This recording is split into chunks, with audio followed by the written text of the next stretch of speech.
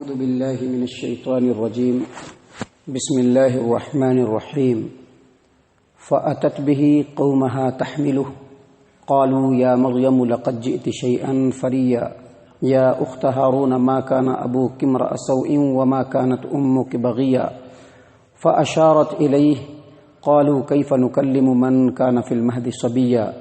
قال إني عبد الله آتاني الكتاب وجعلني نبيا وجعلني مباركا أينما كنت وأوصاني بالصلاة والزكاة ما دمت حيا وبرا بوالدتي ولم يجعلني جبارا شقيا والسلام علي يوم ولدت ويوم أموت ويوم أبعث حيا. محترم سامعین کرام، یہ سورہ مریم ہے. سورہ مریم سورہ نمبر 19 اور اسی صورت سے ابھی آپ کے سامنے آیت نمبر 27 سے لے کر کے آیت نمبر 33 تک تلاوت کی گئی. معزز سامعین کرام، اس سے پہلے کے آیات میں آپ کے سامنے یہ بات واضح کی گئی کہ جب اللہ تبارک و تعالیٰ کے حکم سے مریم علیہ السلام کو حمل قرار پا گیا تو وضع حمل کی مدت تک انہوں نے بالکل گوشہ نشینی اختیار کی، آبادی سے دور جا کر کے کہیں پر سکونت اختیار کیا،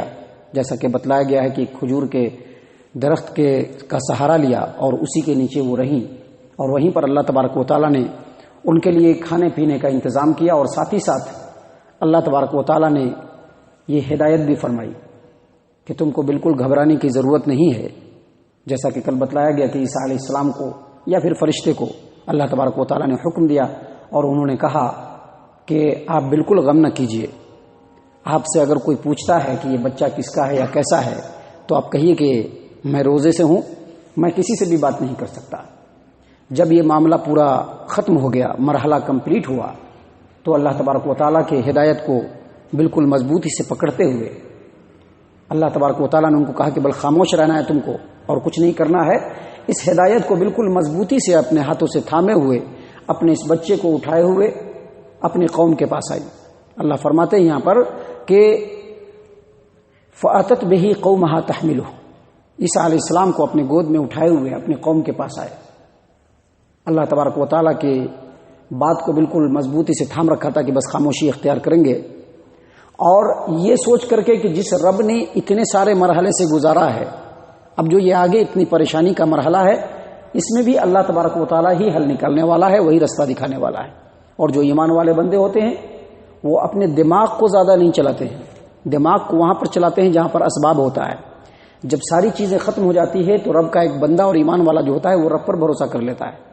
کہ رب جو ہے وہاں سے رستے دکھاتا ہے جہاں پر رستہ نہیں دکھتا ہے. رب وہاں پہ لوگوں کی داد رسی کرتا ہے جہاں پر کوئی بھی سننے والا نہیں ہوتا ہے. تو یہ سوچ کر کے وہ اپنے قوم کے پاس آئی کہ جو رب اب تک مساعدت کیا ہے، اب تک جو رحمت کا معاملہ فرمایا ہے، اب اس مرحلے میں بھی رب کوئی نہ کوئی رستہ ضرور نکالے گا.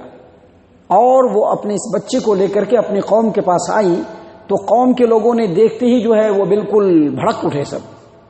اللہ تبارک و تعالیٰ فرماتے ہیں کہ ان لوگوں نے کہا یا مریم لقد جئت شیئا فریا، تو بہتان والی چیز اٹھا کر کے لے آئی، تیری شادی نہیں ہوئی ہے، تو بالکل کنواری لڑکی ہے، تو کسی کی لونڈی بھی نہیں ہے، اس کے بعد بھی تیرے گود میں یہ بچہ ہے، یہ تو بڑا بہتان والا معاملہ ہے، یہ تو کیا کر کے چلی آئی. اللہ تبارک و تعالیٰ آگے مزید فرما رہا ہے کہ ان کی قوم کے لوگوں نے کہا یا اخت ہارون ما کان ابوک امرأ سوء وما کانت امک بغیا، ہارون علیہ السلام جیسے پاکیزہ خاندان کی تو لڑکی ہے. ذرا سوچ، ہم لوگ جس خاندان کے ہیں وہ ہارون کا خاندان ہے. یا اخت ہارون کا مطلب ہوتا ہے ہارون کی بہن. ہارون کی بہن کے تعلق سے بہت ساری باتیں اہل علم نے کہی ہیں. خود نبی اکرم صلی اللہ علیہ وسلم کا اس سلسلے میں ایک فرمان ہے جس کو امام ترمذی نے اپنی جامع ترمذی ابواب التفسیر کے اندر سیدنا مغیرہ بن شعبہ رضی اللہ عنہ کی حدیث ہے، وہ بیان کرتے ہیں کہ نبی صلی اللہ علیہ وسلم نے مجھ کو نجران کے عیسائیوں سے مناظرہ کرنے کے لیے بھیجا. جب میں ان عیسائیوں کے پاس گیا تو ان عیسائیوں نے سب سے پہلا سوال یہ کیا کہ تم لوگ کہتے ہو یا اخت ہارون، یعنی مریم کے بارے میں کہتے ہو کہ اے ہارون کی بہن. حالانکہ موسیٰ علیہ السلام میں اور عیسیٰ علیہ السلام میں بہت لمبا گیپ ہے. موسیٰ علیہ السلام میں اور عیسیٰ علیہ السلام میں بہت لمبا گیپ ہے، اور مریم عیسیٰ علیہ السلام کی والدہ، اور ہارون جو ہے وہ موسیٰ علیہ السلام کے بھائی. پھر یہ دونوں بھائی بہن کیسے ہو گئے؟ سیدنا مغیرہ بن شعبہ رضی اللہ عنہ نے فرمایا کہ مجھ کو جواب نہیں بن پڑا. میں نبی صلی اللہ علیہ وسلم کے پاس آیا اور کہا کہ عیسائی ایسا ایسا کہہ رہے ہیں. کہا کہ تم کو کہنا چاہیے تھا کہ بنی اسرائیل کے جو لوگ ہیں وہ اپنے بزرگوں اور اپنے نبیوں پر نام رکھتے ہیں، نبیوں کے نام پر نام رکھتے ہیں، جو ان کے بزرگوں کا نام ہوتا ہے اس طرح سے وہ اپنا نام رکھتے ہیں، جو ان کے نبیوں کا نام ہوتا ہے اسی طرح سے وہ اپنا نام رکھتے ہیں۔ تو یہ جو مریم کے بھائی ہارون ہیں یہ ایک کوئی اور ہیں، اور موسیٰ علیہ السلام کے بھائی جو ہارون ہیں وہ کوئی اور ہیں۔ تو بہرحال اس سلسلے میں مفسرین کی مختلف باتیں ہیں، سب سے بہترین جو اس سلسلے میں توجیہ ہے وہ یہی ہے کہ ان کی قوم کے لوگوں نے کہا کہ اے ہارون کے خاندان کی بیٹی، تو اتنے مقدس اور معزز خاندان سے ہو کر کے بھی ایسا کام کروا کے چلی آئی، بچہ لے کر کے چلی آئی جس کے باپ کا کوئی اتا پتہ نہیں ہے، تو ہمارے پورے خاندان کا ناک کٹوا دیا، خاندان کی ناک کٹوا دی، تم نے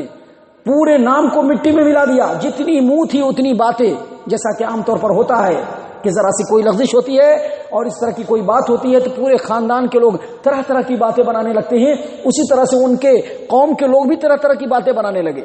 بعض لوگوں نے کہا کہ تیرا باپ جو ہے عمران اور اس کی جو بیوی ہے یہ تو بہت اچھے شریف لوگ ہیں، بڑے پاکیزہ لوگ ہیں، تجھ میں یہ بری خصلت کہاں سے آ گئی؟ جس کو جو بن پڑا انہوں نے یہ بات کہی۔ اللہ تبارک و تعالیٰ فرماتے ہیں کہ ان لوگوں نے کہا کہ اے ہارون کی بہن، اے ہارون کے خاندان کی بیٹی، تیرا باپ بھی برا آدمی نہیں تھا، تیری ماں بھی بدچلن نہیں تھی، پھر تو نے ایسا کیسے کیا؟ سیدہ مریم علیہ السلام نے ساری باتوں کو ٹھنڈے دل سے بالکل خاموشی سے سنا، کیونکہ ایسا ہونا تھا، وہ جانتی تھی کہ جب میں اپنے قوم کے پاس جاؤں گی تو وہ لوگ ایسا کریں گے۔ پوری بات خاموشی سے سننے کے بعد اللہ تبارک و تعالیٰ کی ہدایت پر، اللہ تبارک و تعالیٰ کی بات پر بالکل پابندی سے عمل کرتے ہوئے انہوں نے اپنے آپ کو خاموش رکھا، اور خاموش رکھتے ہوئے بچے کی طرف اشارہ کر دیا کہ میں تو روزے سے ہوں، میں نہیں بول سکتی، اب تم تمام لوگوں کی باتوں کا جواب یہ بچہ دے گا۔ اللہ فرماتے ہیں کہ یہ سن کر کے وہ لوگ اور بھڑک گئے۔ اللہ تبارک و تعالیٰ ان کی باتوں کو بیان کرتے ہوئے فرماتے ہیں قالوا، ان لوگوں نے کہا کیف نکلم من کان فی المہد صبیا، ایک تو تم نے جرم کیا ہے اور اس کے بعد ہمارا مذاق بھی اڑاتی ہو، یہ گود کا بچہ کیا بات کرے گا؟ ابھی یہ گود میں یہ بچہ، گود کا بچہ بات کرتا ہے؟ نہیں بات کرتا ہے۔ وہ لوگ بالکل بھڑک گئے، کہا کہ یہ جو گود کا جو بچہ ہے اس سے ہم لوگ کیا بات کریں، ہم کیسے اس سے بات کر سکتے ہیں؟ ابھی وہ لوگ بھڑکے ہی تھے کہ اللہ تبارک و تعالیٰ کی قدرت کاملہ جوش میں آتی ہے، اور سیدنا عیسیٰ علیہ السلام جو بالکل گود کے شیرخوار بچے ہیں وہ فوراً بول پڑتے ہیں۔ اللہ فرماتے ہیں کہ عیسیٰ علیہ السلام نے کہا انی عبداللہ، میں اللہ کا بندہ ہوں۔ دیکھیے کتنی بڑی بات ہے، اللہ تبارک و تعالیٰ کتنا لطیف، باریک بھی، اور تمام کائنات کا کس قدر خبر رکھنے والا ہے کہ اسی عیسیٰ علیہ السلام کے پیروکاروں نے عیسیٰ علیہ السلام کے بارے میں مختلف خیالات ابھی گھڑ لیے ہیں۔ عیسائیوں کو اب دیکھیے، عیسیٰ علیہ السلام کے جو متبعین ہیں ان میں سے بعض لوگ کہتے ہیں کہ عیسیٰ ہی اللہ ہے، اور بعض لوگ کہتے ہیں کہ عیسیٰ جو ہے وہ اللہ کا بیٹا ہے، اور بعض لوگ کہتے ہیں کہ تین اللہ میں سے ملا کر کے ایک اللہ ہے۔ یہ اللہ تبارک و تعالیٰ نے عیسیٰ علیہ السلام کے زبان سے ہی اس کی بھرپور تردید پہلے ہی فرما دی، اور عیسیٰ علیہ السلام نے واضح طور پر کہا انی عبداللہ، میں نہ اللہ ہوں نہ اللہ کا بیٹا ہوں، میں اللہ کا بندہ ہوں،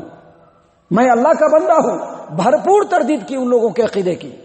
اور اس کے بعد اللہ تبارک و تعالیٰ مزید فرماتے ہیں کہ عیسیٰ علیہ السلام نے کہا آتانی الکتاب وجعلنی نبیا، میرے رب نے مجھ کو کتاب بھی دیا ہے اور مجھ کو نبی بھی بنایا ہے۔ اس کے دو مطلب ہیں، ایک یہ کہ اللہ تبارک و تعالیٰ نے مجھ کو کتاب توریت کا علم دیا اور مجھ کو نبی بنائے گا، اور دوسرا مطلب یہ کہ اللہ تبارک و تعالیٰ مجھ کو انجیل عنایت فرمائے گا اور مجھ کو نبی بنائے گا۔ کہا کہ مجھ کو رب العالمین نے کتاب بھی دیا ہے اور نبی بھی بنایا ہے۔ وجعلنی مبارکن اینما کنت، میں جہاں بھی رہوں گا بابرکت بن کر کے رہوں گا، اللہ کی برکتیں میرے اوپر نازل ہوتی رہیں گی۔ واوصانی بالصلاۃ والزکاۃ ما دمت حیا، اور جب تک میں زندہ رہوں گا میں نماز اور زکوٰۃ کو قائم کرتا رہوں گا، نماز بھی قائم رکھوں گا اور زکوٰۃ بھی ادا کروں گا۔ اسی سے سوچ لیجئے کہ ہر نبی کو اللہ تبارک و تعالیٰ نے یہ حکم دیا کہ آپ خود بھی نماز قائم کیجئے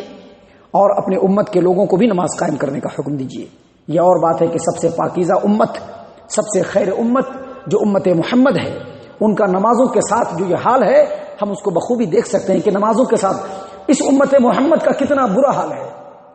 آج ہم اپنے فجر کے اس درس میں دیکھ سکتے ہیں، فجر کی اس نماز میں دیکھ سکتے ہیں کہ بڑے بڑے تقوی اور پرہیزگاری کا دعویٰ کرنے والے لوگ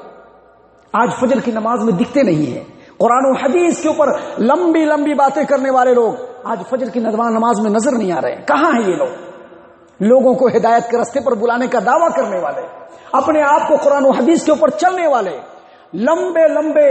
جو ہے تقوی اور پرہیزگاری کے دعوے کرنے والے اس فجر کی نماز میں نہیں ہے. یہ ہے اس امت کا حال.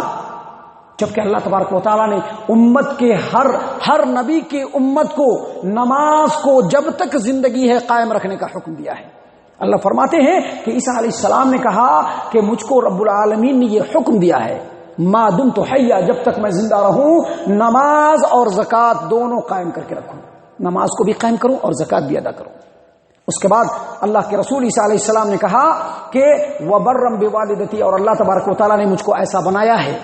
اتنی پاکیزگی دی ہے, اتنی فرما برداری دی ہے کہ میں اپنے والدین کی ہمیشہ,